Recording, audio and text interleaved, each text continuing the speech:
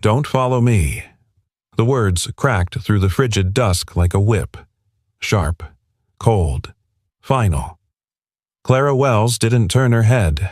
Her heels struck the pavement in clipped, furious rhythm as she strode down Tremont Street. The collar of her cream coat flipped high against the wind, her clutch clutched tight like it held the last thread of her control. Behind her steady footsteps. Not rushed, not timid, just there. She hated that. The day had already been chaos, a board member threatening resignation, an investor demanding another forecast revision, and yet again the media's vultures asking whether Wells Tech's Ice Queen had a soul. And now, this. She whirled around. The janitor froze mid-step. Dim streetlights threw long shadows. He stood 6 feet away, hands at his sides, wearing a plain navy uniform dusted with salt and city grime. Late 40s, maybe. A strong jaw peppered with gray. Eyes calm but unreadable. Not deferent, not threatening. Just watching her. Clara's voice dropped an octave. I said, "Don't follow me." Still, he didn't speak. His gaze flicked just slightly past her shoulder. She almost scoffed. And then a rush of motion. A blur from the alley. The man lunged. "Get down!" She was shoved sideways, her ankle twisting as her heel skidded against the curb. A grunt. The sound of something tearing. A glint of metal. A knife. A scream stuck in her throat. The janitor's body collided with another man's, driving him backward into the light. The attacker staggered, slashed out wildly. The blade caught cloth. Blood. Clara's back hit the wall. She blinked, dazed, as the attacker fled, vanishing into the shadows as quickly as he'd come. The janitor sagged to his knees, one hand pressed to his side. Red stained his uniform like ink spreading in water. Only then did he look at her. Still silent. Still calm. Still seeing her not as a CEO, not as a headline, but as a person who could have died. 15 minutes later, sirens painted the night red and blue. The street buzzed with voices, radios, flashing lights. Paramedics crouched beside the janitor, wrapping gauze around his ribs. A young cop took Clara's statement, eyebrows knitted in confusion. "You sure you've never seen the guy before?" Ma'am Clara nodded stiffly. The officer glanced at the janitor. Lucky he was there. She didn't answer. Lucky wasn't the word. She stood a few paces away, arms crossed over her chest, watching from behind a mask of composure as they loaded him into the ambulance. He didn't ask for her. Didn't even look back. Just stared at the sky like he was counting stars behind the storm. Back inside Wells Tech Tower, hours later, Clara paced her glass-walled office like a lioness in a cage. The skyline pulsed beyond the window, a frozen sea of ambition and danger. She picked up the sleek silver pen on her desk, her father's, and snapped it in half with a sudden jerk of her hand. Why had he followed her? He shouldn't have been there. It wasn't his job. It wasn't his business. And yet, that look, that final look. Not pleading, not proud, just steady, grounded, like she wasn't the first person he'd shielded from the world and wouldn't be the last. Her assistant knocked. "Ms. Wells, HR wants to know if we should report the incident formally." Clara turned. No, I don't want this story spreading. But he saved your—" "I said no," she snapped. The assistant flinched. Clara exhaled sharply. "Send a care package. Quietly. Flowers, fruit, whatever people send. But no press, no emails, no mention in internal comms." "Understood." "Yes, ma'am." She sat at her desk after the door closed, turned off the lights, let the office go dark around her, and in the reflection of the glass she saw herself. Alone, alive, shaken. Across the city, in a cramped one-bedroom apartment above a shuttered corner, Deli Miles. Rowan peeled off his bloodied shirt, gritting his teeth. His son, Ethan, stood beside the kitchen sink, carefully opening the first aid kit. "Dad, you need stitches. I'll be fine. You always say that. And I'm still here, ain't I?" Ethan frowned. "But that was a knife. Why'd you jump in like that? You don't even know her?" Miles didn't answer right away. He winced as the alcohol hit skin, then quietly, because no one else was gonna. Ethan looked down. You could have died. Better me than her. Silence stretched between them. Finally, the boy asked, Is she nice? The CEO, Lady Miles, gave a humorless chuckle. She told me not to follow her. Ethan blinked. So you followed her?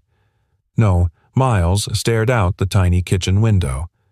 I just didn't leave. Ethan unwrapped a roll of gauze, his hands trembling slightly. You always say heroes don't wear capes. Miles glanced at him. That's right, Ethan met his eyes. But they carry mops. Miles smiled. Just a little. Sometimes. Somewhere deep in the basement logs of Wells Tech's internal security, a redacted file auto-synced. Camera feed corrupted. Motion sensor glitched. Someone had been watching, and they didn't like what they saw. The janitor never said a word. The anchor's voice murmured over drone footage of flashing red and blue lights, but what he did said everything. Clara Wells turned off the hotel room television with the remote clenched so tight her knuckles whitened. She'd spent the night at the Langdon, a luxury suite she only used for emergencies. And this qualified. Her name hadn't been mentioned on the news. Not directly. Just a female executive walking home from Wells Tech HQ, but the internet had already sniffed her out. Her phone buzzed endlessly with blocked numbers, email notifications, and reporters begging for comment. And in every single image, it wasn't her face that dominated the headlines. It was his. The janitor. Unshaven, bleeding, silent, but standing like a wall between her and a knife. Back at Wells Tech Tower, Miles Rowan walked into the back service entrance uniform, clean but bandage visible beneath the collar. His shift started like every other day, 5:30 a.m. sharp. The world didn't stop turning just because he'd gotten stabbed for someone who hadn't even said thank you. He walked past the HR office. They didn't call him in. He passed the break room. No donuts. Just two interns whispering and watching him like he was someone else. Like he'd become visible. He hated it. As he pushed the mop cart down the marble corridor of the executive wing, he herded applause. Soft, awkward, but real. A few junior staffers clapped as he passed. Someone tried to hand him a Starbucks. He nodded once, then kept walking. No smile, no stop. Just the quiet rhythm of mop wheels on tile. Upstairs in her office, Clara stood beside the window watching it unfold. She'd returned through the underground garage to avoid cameras. Hadn't spoken to anyone yet. Not even her assistant. Not the board. Not legal. But she saw him. Through the tinted glass. That same measured pace. Head down, shoulders square. As if nothing had happened. As if saving her life was just... Tuesday. A voice behind her interrupted. You should say something. Clara turned to see Margaret, her communications chief, standing in the doorway with a tablet. Mid-60s, sharp eyes, silk scarf. One of the few people Clara trusted. Say what Clara replied flatly. That you're okay. That Wells Tech supports its employees.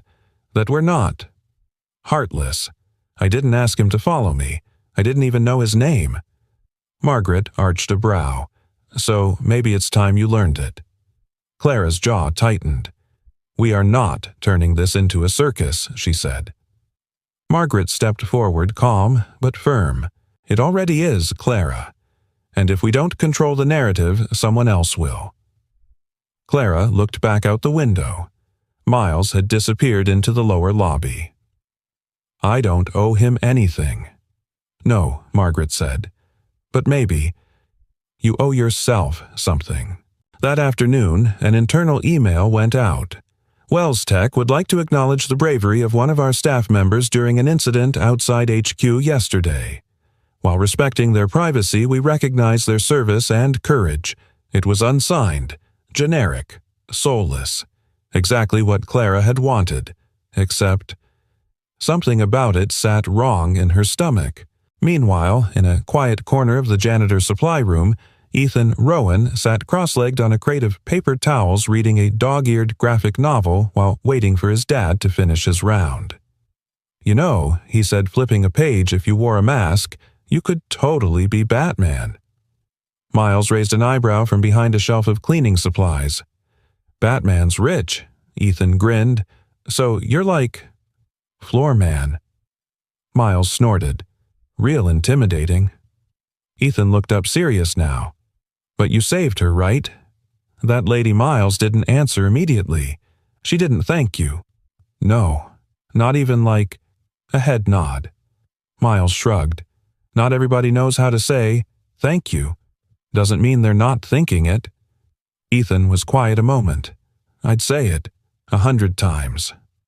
Miles leaned against the shelf, exhausted in a way that had nothing to do with his wounds. He looked at his son, the only reason he ever got back up. "Kiddo, if I ever do something worth remembering, I hope it's not just because I took a hit." Ethan tilted his head. "Then what?" Miles smiled softly. "Because I kept standing." Later that night, Clara sat in her parked car 3 blocks from her apartment. The streets were wet from a light rain, the kind that coated the sidewalks like glass. She didn't remember starting the drive. Hadn't even told her driver where to go. She just needed to move. Needed to breathe. She looked down at the object in her palm, a silver pen. Snapped in 2. Her father's. She hadn't realized she'd brought it with her. Clara gripped the broken pen like it could still write something whole. Like maybe if she squeezed hard enough it would say what she couldn't. She wasn't ungrateful. She wasn't cold. But she was scared. Scared of what people saw when they looked at her.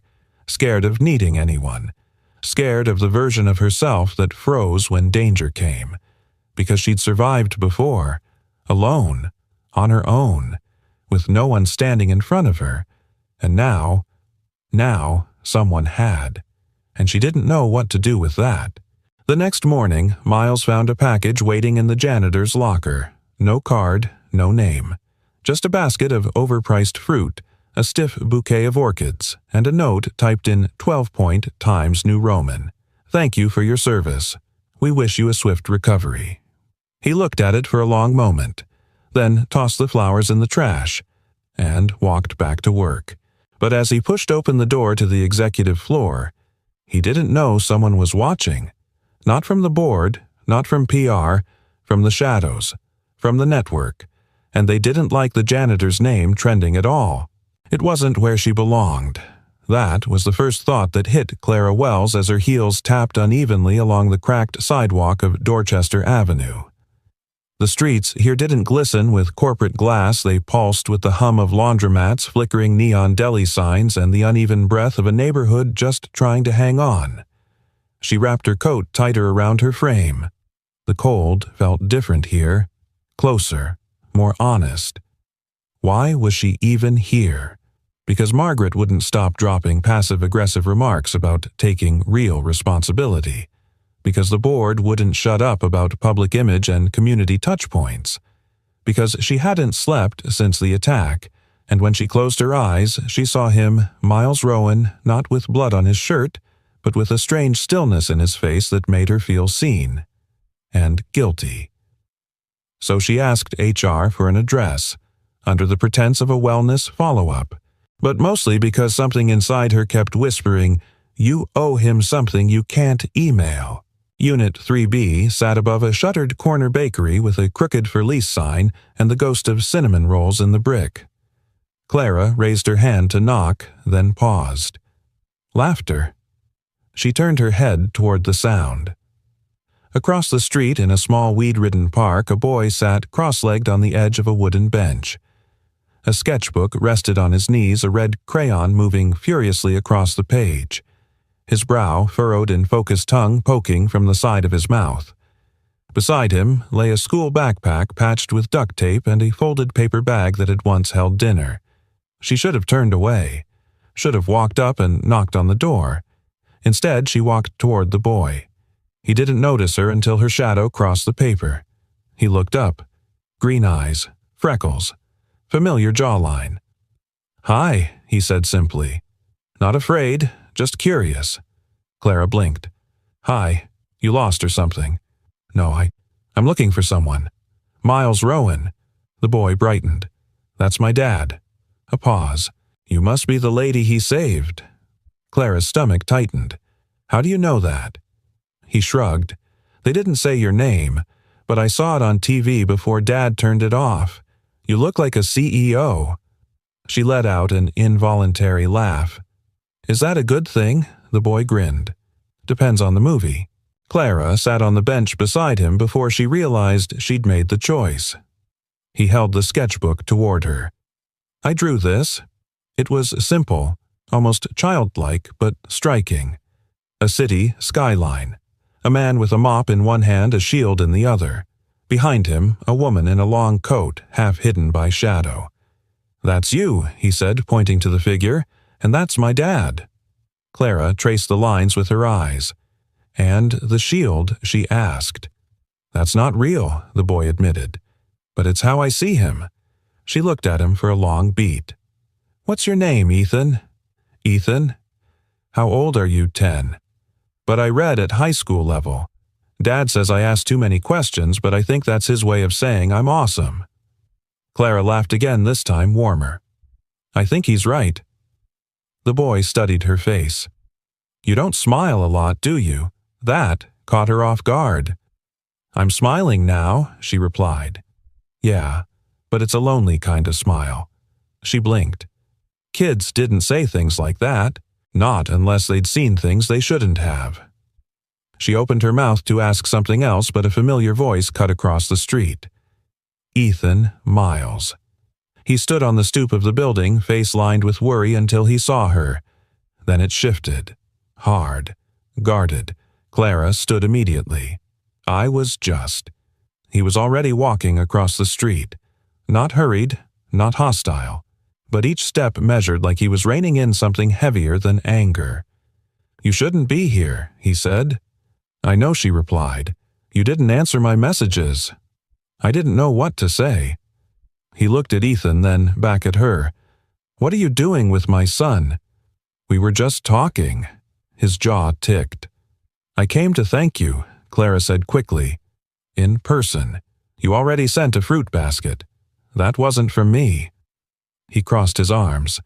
Then what is this damage control charity? Or a press op? Her voice dropped steady but not sharp. It's guilt. That stopped him. She took a breath. I've built my life on never needing anyone. On staying ahead. Staying cold. Because being cold means you survive. But that night I didn't survive because of myself. She looked at him. I'm here because my son wanted me to come, she added softly. The part of me I buried. Miles stared at her, and then slowly his features softened. Just a touch. Ethan piped up Dad. She likes your shield. Miles glanced at the sketchbook, and for the first time that evening he smiled. Barely. You hungry? He asked, suddenly looking at Clara. She blinked. Excuse me, kids due for dinner. I was going to reheat mac and cheese. If you can handle powdered cheese and stale crackers, you're welcome to stay. Her instinct screamed to say no. But something else, a quieter, older voice, said, Sit down, Clara. Okay, she said. And for the first time in a long time, she didn't feel like she was walking into a trap. She felt like she was stepping into something real. The elevator dinged, but no one spoke.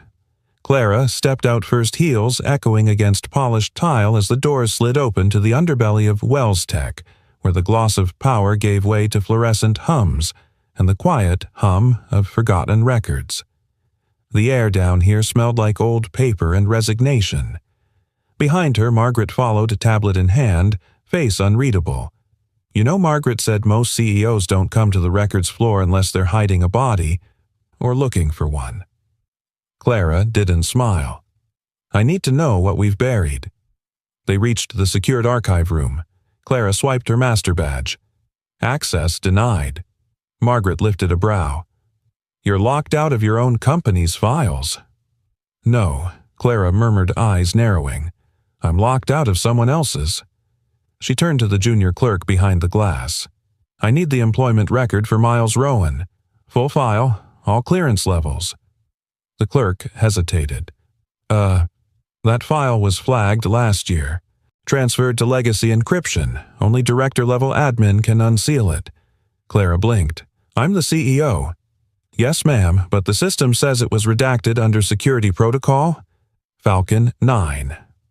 Margaret looked up from her tablet. That's a Department of Defense seal. Clara froze. Wait here, she told the clerk. Back in the hallway, she leaned against the cold concrete wall and let out a slow breath. Why would a janitor have a DoD-sealed employment file, she asked. Margaret tapped her pen. Because he's not just a janitor. Across the city, Miles Rowan was on his knees beside a broken heating pipe in the sub-basement of a Wells Tech satellite office. He wasn't supposed to be there. This wasn't his assigned building, but he'd gotten a call from his buddy George, a night janitor who'd been chewing on painkillers and divorce papers all week. I owe you, George had muttered. Miles waved him off. You owe me lunch.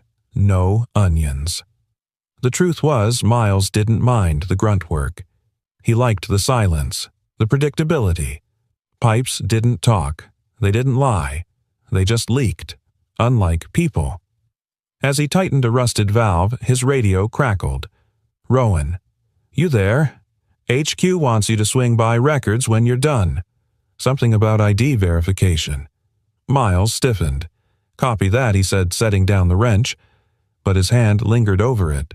Old instincts don't die. They wait. Back at HQ, Clara's office was darker than usual. The curtains drawn. The coffee cold. She sat in silence, staring at a printed photo on her desk, Miles taken from a blurred security cam feed. The timestamp matched the day he was hired. 4 years ago. But the man in the photo wasn't holding a mop. He was wearing a uniform. Tan. Badged. With a patch on his sleeve. Stryker Unit 19. U.S. Army Combat Rescue.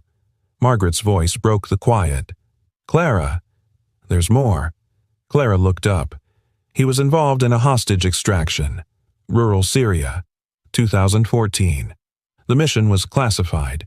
2 operatives died. 1 survivor made it out. Let me guess, Clara said. Miles. Margaret nodded. He was discharged a year later. Honorably. Then disappeared for 3 years. Reappeared in Boston. No mortgage, no credit history. Just a mop and a shift schedule. Clara whispered, Why would someone like that take a janitor job? Margaret studied her. Maybe he got tired of being a weapon. Downstairs, Miles stood outside the records office. The clerk inside looked terrified. Mr. Rowan, I wasn't told what to give you, only that your ID needed a rescan. Miles nodded calmly. It's all right. The clerk scanned his badge. The system blinked. Access granted. The screen glitched. Then a new prompt appeared. Welcome back, Captain Rowan. Clearance active. Level 3. The clerk blinked. Sir, I didn't know you were... I'm not, Miles said quietly. Not anymore. He turned, walked away, and headed up the service stairwell 6 flights until he reached the executive floor. He didn't knock. He pushed open Clara's office door. She looked up, startled. Their eyes locked, and everything unspoken crackled between them like lightning ready to strike. You're not just a janitor, she said. You're not just a CEO, he replied. They stared.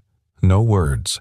Only the silence of 2 people with too many truths buried under too many layers. Finally, she said, Why didn't you tell anyone who you were? He leaned on the edge of her desk, not defiant, just tired. Because people treat ghosts differently. Clara frowned. Ghosts, I lost my unit. My brothers. The only reason I lived is because I stepped left instead of right. That's not heroism. That's math. And you think mopping floors erases the debt? No. But it keeps me from owing more. She swallowed hard. He looked down at the photo on her desk. So now you know, he said. What are you going to do with it? She met his gaze. I haven't decided. He nodded once, then turned to leave. But before he reached the door, she called out. Miles. He stopped. Why did you follow me that night? He looked over his shoulder. "You weren't being followed," he said softly. "You were being hunted." Then he left, leaving behind a room colder than any boardroom she'd ever sat in. That night, Clara sat alone on her penthouse balcony, wrapped in a blanket, holding Ethan's sketch of Miles like it was scripture, and for the first time since she was a child, she whispered, "Thank you." Miles had never stood in a hallway like this before, where silence echoed against glass and marble, and doorways didn't just separate rooms, but entire lives. He held a plastic grocery bag in one hand, the kind that creaked when you moved it. Inside, a box of powdered mac and cheese, a half-loaf of day-old bread, and a can of corn. Not exactly a peace offering, more like habit. When you're a single dad, you always bring food, even if the address read Penthouse Suite 38B and the doorman stared at you like you were delivering pizza to a throne. The door swung open. Clara stood barefoot, her hair loosely tied sleeves rolled up over a cashmere sweater, and for the first time, she looked like a person, not a headline. Miles lifted the bag. Didn't want Ethan eating hotel room peanuts for dinner.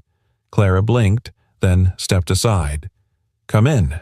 The penthouse was the kind of place people whispered about floor-to-ceiling windows, books arranged by spine color, a fireplace operated by remote. But the air inside didn't feel lived in.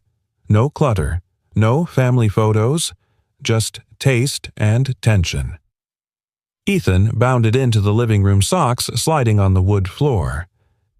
"Dad, did you know you can see the river from her bathtub?" Miles raised an eyebrow. "That a fact?" Clara shrugged. "He wanted a tour. He's very persuasive." "He gets it from his mom," Miles said. Something flickered in Clara's eyes. "Where is she?" Miles looked down at the grocery bag. "Gone. Since Ethan was 3. She nodded, not pushing further. "Kitchen's that way." They boiled water together in awkward silence. Miles stirred the noodles like a soldier counting heartbeats. Clara leaned on the counter, arms folded. "I haven't eaten mac and cheese since college," she murmured. "Then you've been missing out," Miles said. "It's the poor man's risotto." Clara laughed, genuine, unexpected. It cracked something open. She watched him for a moment, quiet. "Then, why did you really bring him here tonight?" Miles didn't look up. He asked. Ethan Miles nodded. Said he wanted to see where the lady with the sad smile lived. Clara's voice caught. "Is that what he calls me?" Miles finally met her eyes. He's observant. So is his father. Miles said nothing. Clara walked to the window, looking out at the night.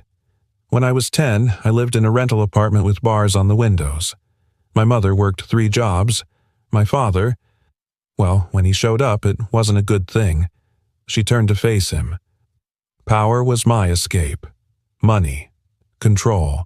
I built walls because I didn't want to end up like her, exhausted, small, alone." Miles answered gently.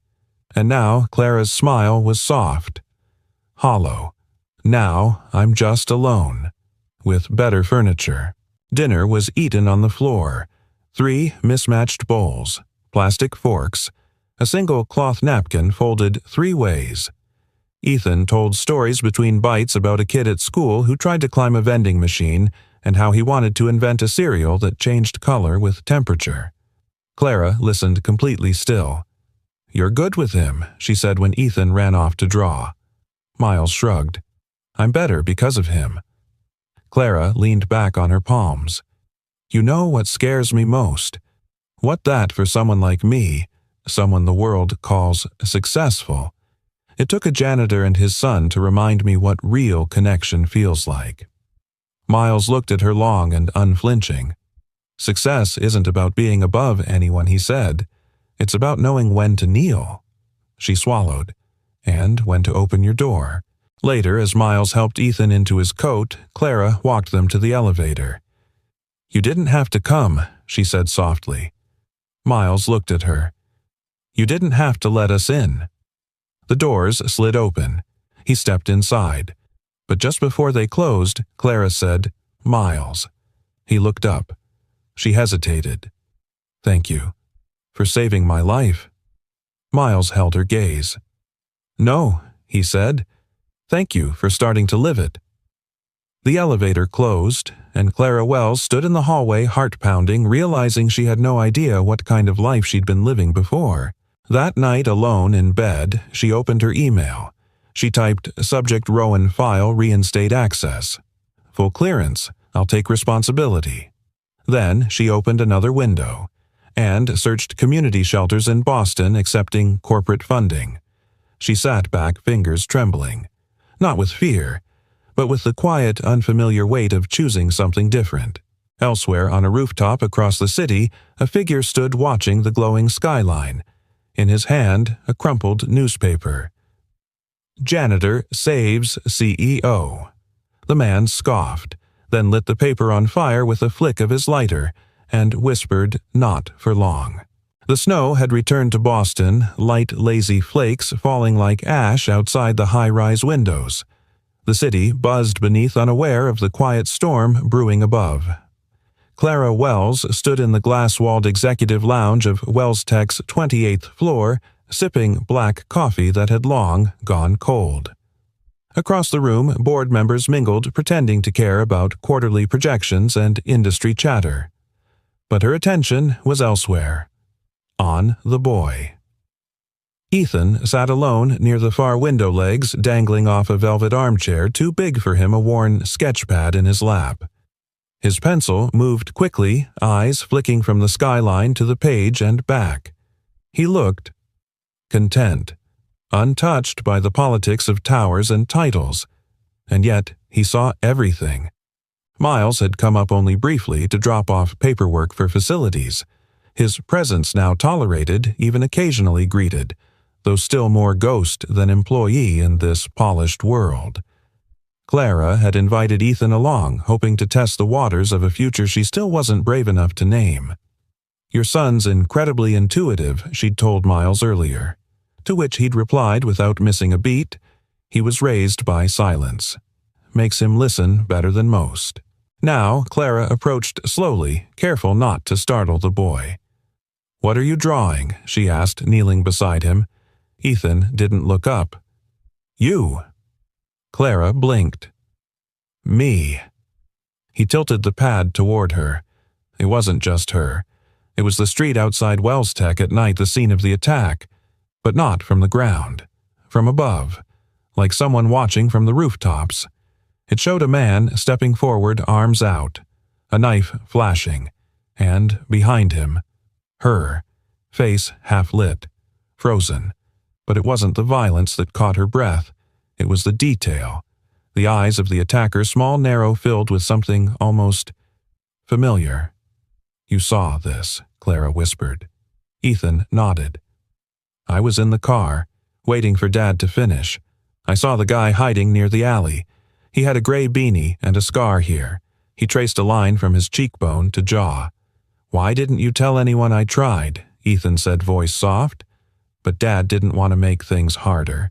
He says, "People don't always believe kids." Clara's chest tightened. "Ethan," she said, voice catching. "Can I keep this drawing?"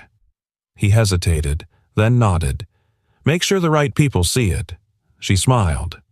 "I will." Then his eyes narrowed, gaze drifting to a security camera above the door. "Someone else saw it too," he said. The camera up there was blinking. Clara turned. The lens blinked red once, then went black. Later that evening, Clara sat in her office, blinds drawn, Ethan's drawing spread across her desk.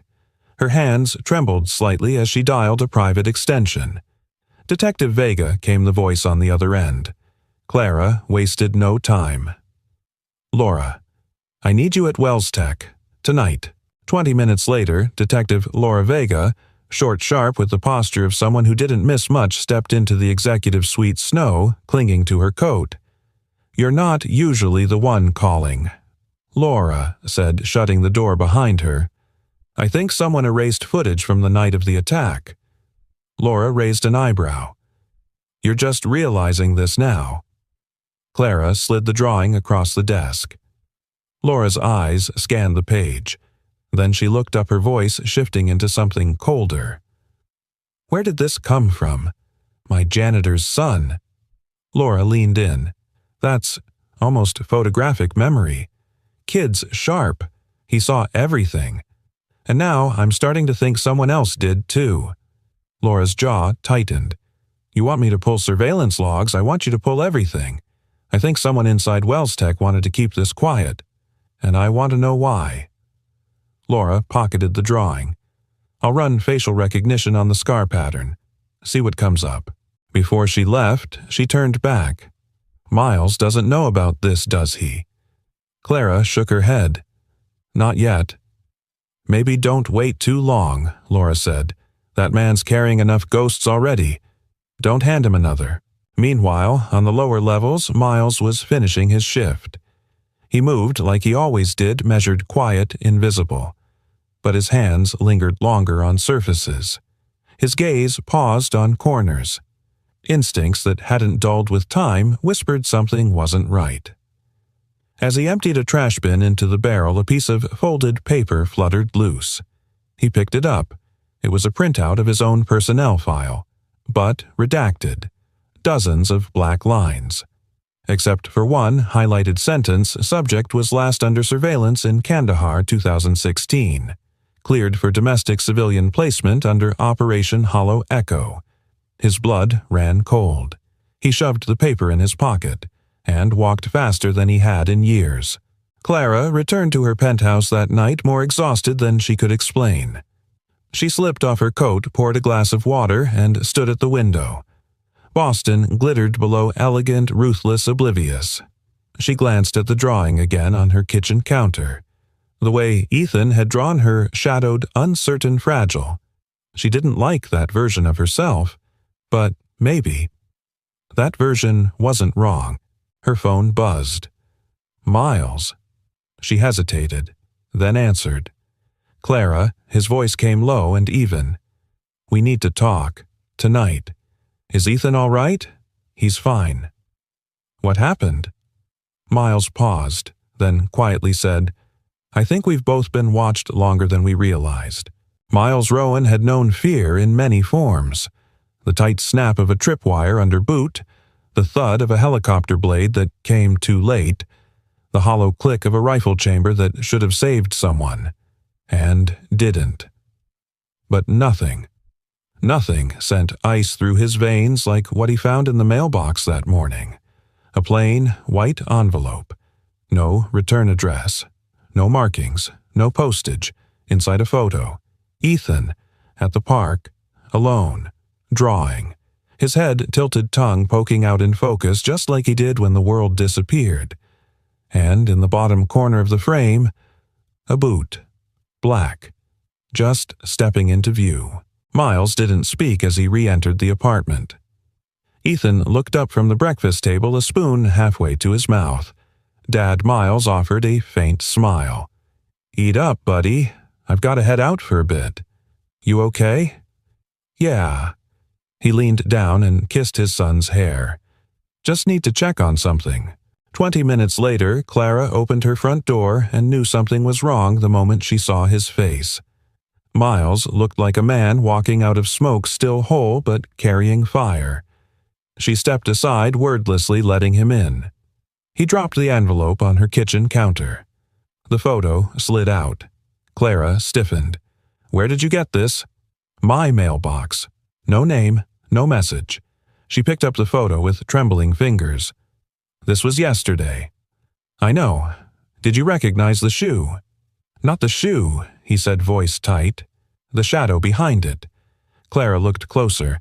Barely visible in the background, just over a concrete ledge, was a silhouette leaning from a rooftop. Watching. Waiting. Miles's jaw clenched. It's him. Nathan Hale. She turned sharply. "The man you testified against." He nodded. "After I left active duty, I took a security consultant job overseas. Nathan was part of a financial pipeline funneling funds into trafficking networks. We were supposed to stop the flow. I blew the whistle. He went down. Hard. And now he's back.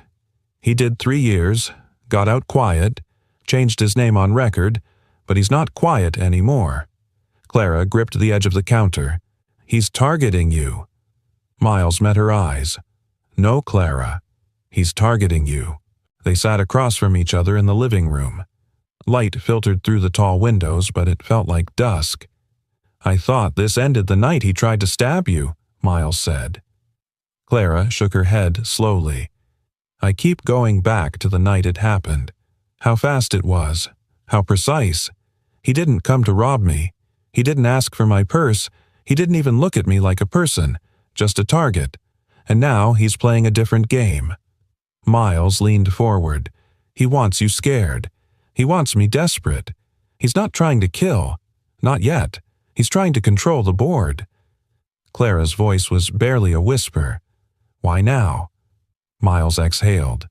Because we got too close. She looked up. To what? To each other. Ethan peeked out from down the hallway. Am I in trouble? They both turned. Clara stood. Of course not. The boy padded into the room, clutching his sketchbook. You're both really quiet when you're scared. Clara knelt. Ethan, has anyone ever talked to you when I wasn't around? Someone you didn't know? He shook his head. Just the guy who gave me a cookie at the bodega. Miles's heart skipped. What guy? I didn't know him. He said he liked my drawing and gave me a cookie in a paper napkin. Clara and Miles exchanged a glance. What did you do with it? Miles asked. Ethan grinned. Didn't eat it. It was oatmeal raisin. Clara laughed softly, hand over her chest. Miles exhaled. Thank God for bad cookies. That night, Clara insisted they stay at her place. She wouldn't say it outright, but the message was clear. If someone wants to get to Ethan, they'll have to come through me. They made pasta, played cards, pretended things were normal.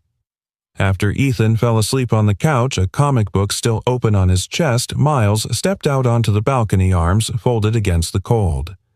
Clara joined him. He won't stop, will he? She asked. No, Miles said. Not until he thinks he's won. Or until we prove we're not pieces on his board. Clara looked up at the sky, clear cold, full of stars. I used to believe life was chess, she said. You move fast, think ahead, control the board. But now, she glanced at the couch inside. Now, I think life's more like jazz. Miles turned to her. Jazz unscripted, messy, full of wrong notes that somehow make the music matter. Miles smiled, then gently, what if he comes for me next? Clara met his gaze. Then I'll stand in front of you, like you did for me. Later, when she turned off the lights and checked the locks 3 times, she didn't feel afraid. She felt something else. Ready. And somewhere outside, beneath a flickering street lamp, a man watched her penthouse window. Not with rage, with calculation. And a matchbook in his pocket. The words burned into it read, We all have debts. The air inside the warehouse was colder than outside. Concrete walls, rusted beams, dust motes frozen midair hanging like ghostly ash. It smelled of mildew, old oil, and bad memories. Miles Rowan stepped into the hollow space without hesitation. No flashlight, no weapon, just instinct. He'd texted Clara an hour ago. Take Ethan and stay inside. Lock every door. Don't call the police yet. She'd replied, You go alone. I'll never forgive you. He hadn't answered, because some promises had to be kept with silence. The message had come earlier, burned into the back of a matchbook left under his windshield wiper. Same place you watched me fall. 7 p.m. Alone. He remembered the place. He remembered the mission. And he remembered Nathan Hale screaming in the dirt, blood on his face, betrayal in his eyes. Miles had told the truth then. And now truth had come back wearing a different face but the same fury. He reached the center of the warehouse. No sound, no movement, just his breath white in the air. Then a slow clap. Miles didn't flinch. Nathan stepped out from the shadows. Leaner now. Paler. But his eyes same as before. Dead on the inside. And proud of it. You came, Nathan said. You knew I would. You always were predictable. Miles studied him. And you always were a coward. Nathan smiled, still trying to be noble even now. Miles's jaw tightened. You sent a threat to a 10-year-old boy. I sent a warning. There's a difference. You stalked him. I reminded you what happens when you play judge. You broke the law. I broke the system. Nathan's voice rose sharp, and you crawled back into it, hiding behind brooms and blue-collar pity. Miles stepped closer. That boy is the only reason I didn't come here with a gun. Nathan laughed dry and bitter. Because you think you're still clean. A long pause. Then Miles said quietly, because I'm not. Nathan reached into his coat. Miles didn't move. Out came a burner phone. He tossed it at Miles's feet. Pick it up. Miles did. The screen lit up a live feed. It was Clara, sitting in her penthouse kitchen, talking to Ethan. Miles's stomach dropped. How I'm not stupid, Nathan sneered. You think I'd wait around for you to outplay me? No, I've got someone close, someone in your fancy glass castle. Miles's hands clenched around the phone. Nathan's voice dropped to a whisper. You chose her. After all this time, you chose the Ice Queen. Miles looked up calm as a loaded gun. No, I chose good. You just don't recognize it anymore. Suddenly, metal creaked above. Nathan looked up surprised. A second later, a flashlight beam sliced through the darkness. Boston PD hands in the air. Detective Laura Vega's voice. Nathan spun. 2 more officers emerged from the shadows, weapons drawn. Miles exhaled relief laced with regret.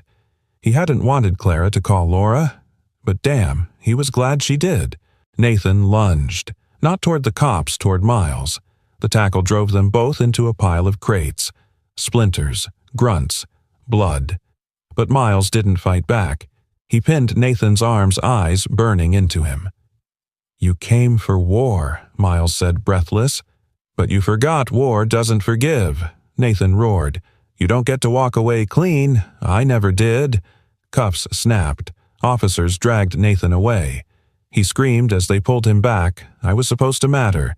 Miles sat in the dust, bleeding from the lip chest, heaving. Laura crouched beside him. You all right? He gave a weak smile. I've been worse. Back at the penthouse, Clara paced like a storm.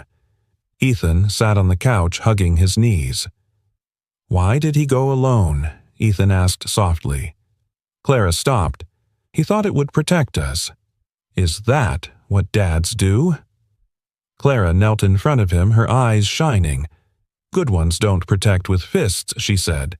They protect with love. And sometimes, that means standing alone. Ethan looked down. Clara reached for his hand. But he's not alone anymore, Ethan. Not ever again. Later that night, a knock at the door. She opened it before he could knock twice. Miles stood there exhausted, bruised, but breathing. Clara didn't speak. She threw her arms around him. Tight, fierce, silent. He held her back like he was anchoring himself to the world again. When she pulled away, she whispered, I told you I'd never forgive you if you went alone. Miles gave a tired smile. And I told you I'm not used to being forgiven. Ethan peeked around the corner. Dad Miles looked over smiling. You okay, buddy? Ethan nodded. Were you scared? Miles paused. Yeah. Even though you're big and strong, Miles walked over, knelt beside him. Especially because I am. Ethan tilted his head. Yeah, that's allowed. Miles ruffled his hair. It's the only way to stay strong and not turn cold. That night, Clara lit a candle on the windowsill. Not for peace, but for new beginnings. Below, the city exhaled beneath snow. Inside, 3 people sat around a table, not just surviving, but finally beginning to heal. And somewhere in a prison cell, Nathan stared at the ceiling. Not with anger, with confusion. Because even villains expect to be feared, but never forgotten. The lights inside the ambulance were too bright. Miles squinted against them, his breathing shallow chest tight not from the bruises, but from the weight of everything that hadn't been said. A paramedic pressed gauze to his shoulder. Another tried to insert an IV, but his eyes weren't on them. They were on her. Clara sat beside him, gripping his hand so tightly her knuckles were pale. She hadn't let go since they'd loaded him into the back. Her hair was a mess, her makeup smudged, but her gaze was unshakable. "You should have let me come with you," she whispered. "You did." "No, I didn't. You called Vega." Clara hesitated. "I had to," she said. "You said not to, but I couldn't sit there waiting for a call that might never come. I couldn't." Her voice cracked. Miles turned his head slowly to face her. "You didn't betray me," he said. "You saved me." Clara swallowed hard. "You saved me first," she whispered, and then quietly, like a truth that had been waiting too long, "Don't leave Miles. Please, don't go." He blinked slowly. "I promised Ethan I'd come back." At the hospital, they wheeled him in on a gurney. Clara followed like a shadow, refusing to leave. But when the nurse stopped her at the curtain, she froze. "Family only," the nurse said gently. Clara's mouth opened, then closed, and before she could form a sentence, a small voice shouted from the hallway, "He's my dad." Ethan barreled through the door, arms outstretched, backpack swinging. A nurse tried to stop him, but Miles waved them off. "Let him through." Ethan climbed onto the edge of the bed, eyes wide. "You okay?" Miles chuckled, wincing. "I've been worse. You smell like rust." "That's just hospital charm." Clara stood at the doorway watching, and suddenly she realized this wasn't just a man and his son. This was a home, broken, rebuilt, held together by heart instead of walls. She stepped forward. "Can I come in now?" she asked. Ethan looked at the nurse. "She's with us." The nurse smiled. "Then she's family." Hours later, after the scans, the stitching, the morphine haze. Clara sat at Miles's bedside, their hands intertwined beneath the scratchy hospital blanket. The room buzzed with low hums, machines, fluorescent lights, the lull of passing time. "I used to think love was a weakness," Clara said softly. Miles didn't open his eyes, but his fingers tightened around hers. "I thought needing someone meant I'd lost something of myself. Like independence was a fortress, and love was the crack in the wall." She turned to face him fully. "But I was wrong. You're not a crack in the wall, Miles. You're the reason I stopped building them." He finally looked at her, and said the words that had been buried too long. "I see you now, Clara. Not just the CEO, not just the survivor. I see the woman who gave my son his smile back." Her throat caught. He continued, voice hoarse but steady. "And I'm not afraid to love someone I see." She kissed his forehead. A tear landed beside his temple. In the hallway, Ethan sat beside Detective Laura Vega, sharing a vending machine sandwich and trading facts about octopuses. Apparently, they had 3 hearts. Laura was mildly horrified. "Do you think he'll be okay?" Ethan asked. Laura nodded. "Your dad's a tough one." Ethan leaned back. "He doesn't like when people call him a hero." Laura smirked. "That's how you know he is one." The next morning, the sun broke through the windows like a promise. Soft and golden. Miles stirred. Clara was asleep in the chair beside him, her hand still in his. He looked at her, truly looked, and thought, if surviving was the point, maybe this is what it was for. Later that day, hospital discharge papers in hand, Clara stepped outside into the crisp winter air. Miles walked beside her, arm around Ethan's shoulder, a slow but steady pace. As they reached the curb, a reporter spotted them. "Mr. Rowan, Miss Wells, can we get a statement about the arrest?" About the attack, Miles held up a hand. No comment. Clara turned firm but calm. "But I will say this."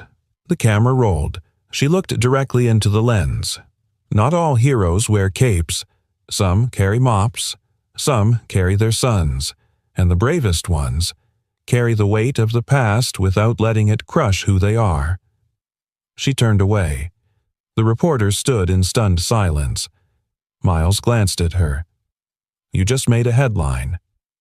Clara smiled. "I was aiming for a legacy." That evening, back at the penthouse, Ethan pulled a blanket over Miles' legs as they sat on the couch watching cartoons. Clara emerged from the kitchen holding a steaming mug. "You know," she said, handing it to Miles, "you could stay. Just until you're fully healed." Miles raised an eyebrow. "Just for healing?" She smirked. "We'll see." Ethan chimed in. "Can we make pancakes tomorrow?" Miles looked at Clara. She nodded. "With chocolate chips." He leaned back, exhaled, and let the warmth of something long forgotten return. Belonging, not as a janitor, not as a soldier, as a father, a man, and maybe something more. And somewhere far from the noise and weight of the past, the three of them sat not as survivors but as a family beginning again. The city had never looked softer. Snowflakes drifted like whispers through the night air, brushing the cobblestone paths of Boston Common with powdered silver. String lights wrapped the bare trees in golden halos, and laughter rose from food carts warm and thick with cinnamon and cider. And beneath it all, something brighter than lights pulsed belonging. Clara stood near the center of the park, hands tucked into a navy wool coat, scanning the crowd. And then she saw them. Miles and Ethan walking slowly through the crowd, bundled in matching scarves Clara had bought them just that morning. Ethan ran ahead first. "Clara." She knelt down as he threw his arms around her. "You came."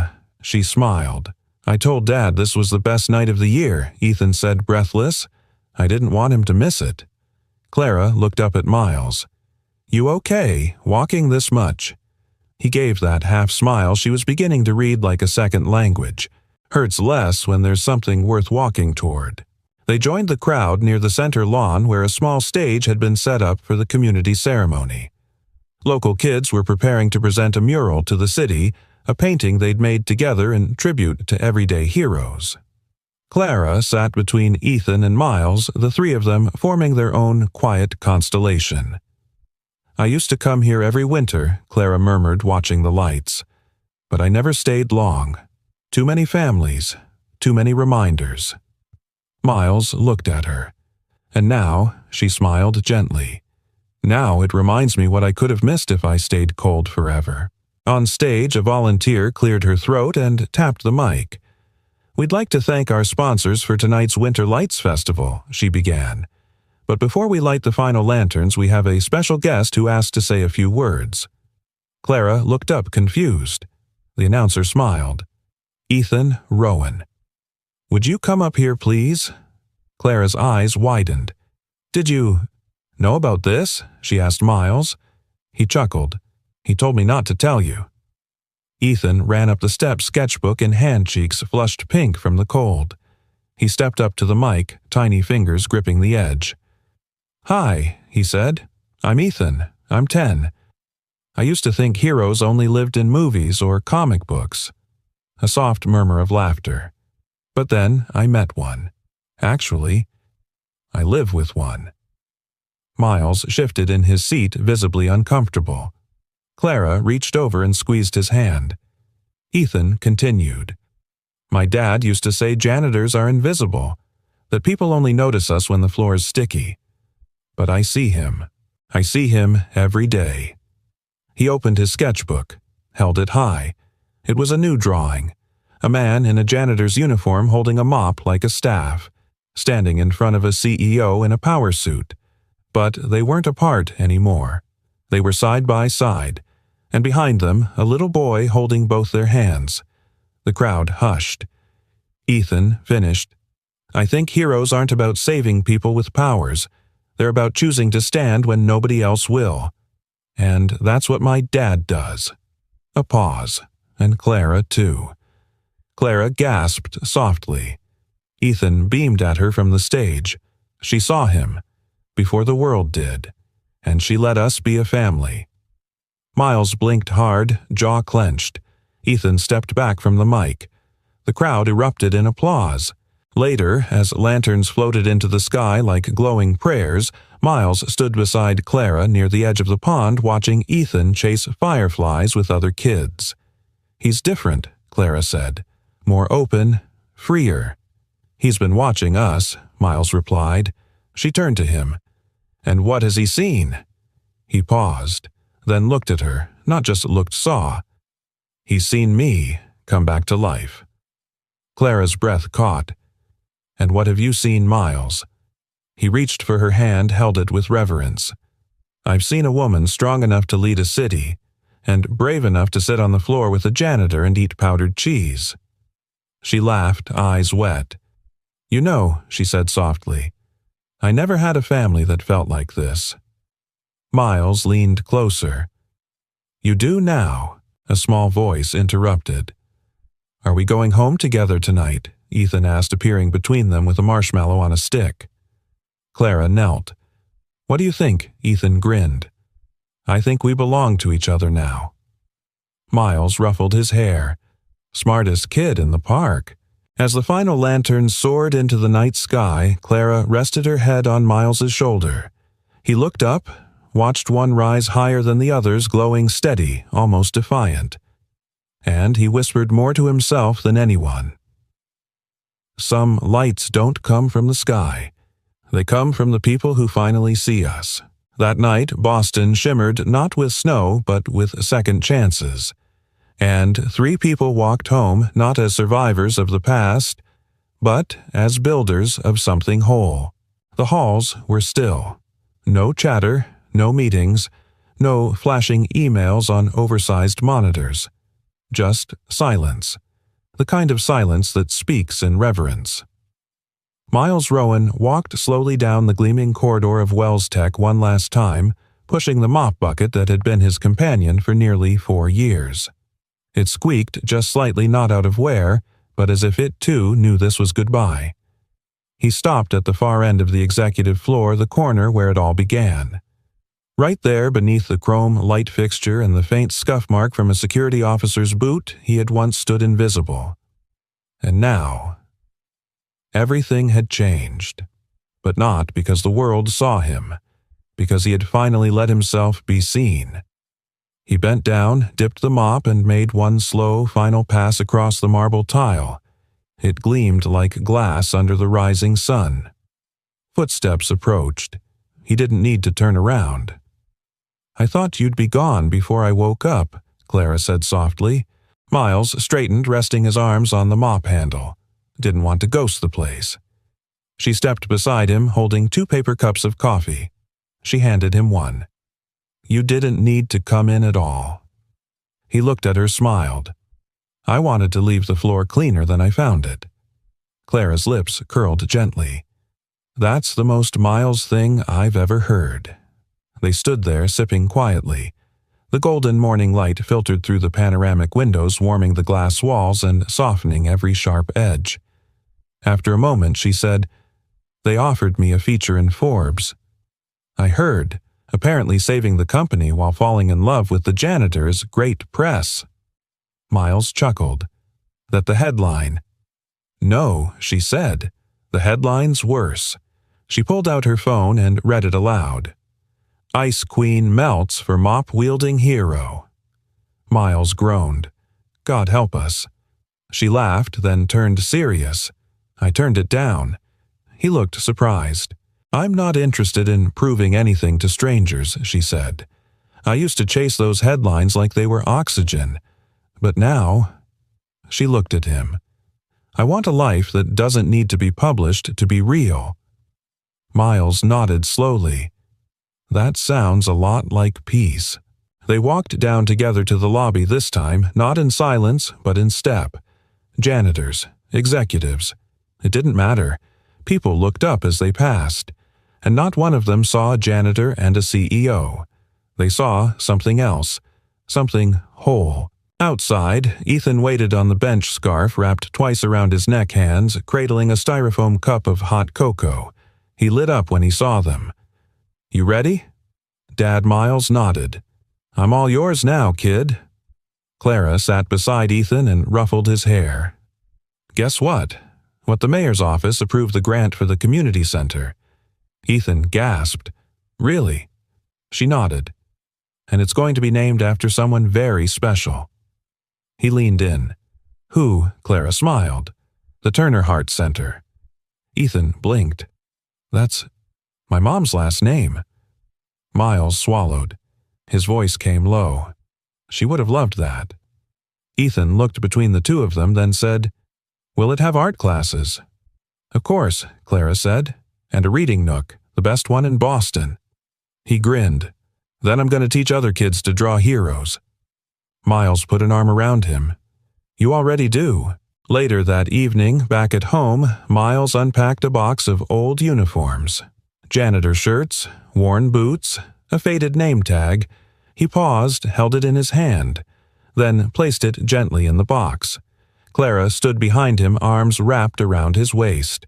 Regret, she asked. He shook his head. Gratitude. She rested her chin on his shoulder. You know, she whispered, some people chase the American dream their whole lives and never find it. Miles turned to her. Sometimes the dream is just a clean floor, a warm home, and someone who finally sees you. She smiled. Then you, Miles Rowan, are the richest man I know. That night, Clara tucked Ethan into bed with a kiss on the forehead. As she turned off the light, he whispered, Are we going to be like this forever? She paused, smiled in the dark. Forever's a long time, she said. But love, that's longer. In the final scene, Miles stood in the doorway of their modest but beautiful new home, a former 2-story row house now painted with warmth. A small Community Heart logo, hand-drawn by Ethan, hung on the porch wall. He looked out at the world, no longer hiding from it, then turned back inside where laughter waited and real life was being lived. I used to think some people were born invisible, like the world had already decided their worth and nothing could change it. But I was wrong. We're not invisible. We're just waiting for someone to look long enough, to see the light. Sometimes the people we overlook are the ones quietly holding the world together. A janitor, a child, a woman learning how to open her heart again. And maybe love isn't found in grand gestures, but in a mop, a drawing, a moment of being truly seen. If this story moved you, if it made you smile, tear up, or think a little deeper, let us know in the comments where in the world are you listening from. We'd love to hear your voice, your thoughts, your heart. And if you believe in more stories like this, stories that heal, inspire, and remind us of the goodness in people, don't forget to like, subscribe, and hit the notification bell so you never miss a moment of hope. From our storytelling family to yours, thank you for spending your precious time with us. Until next time, keep seeing the unseen, keep choosing kindness, and keep believing in second chances.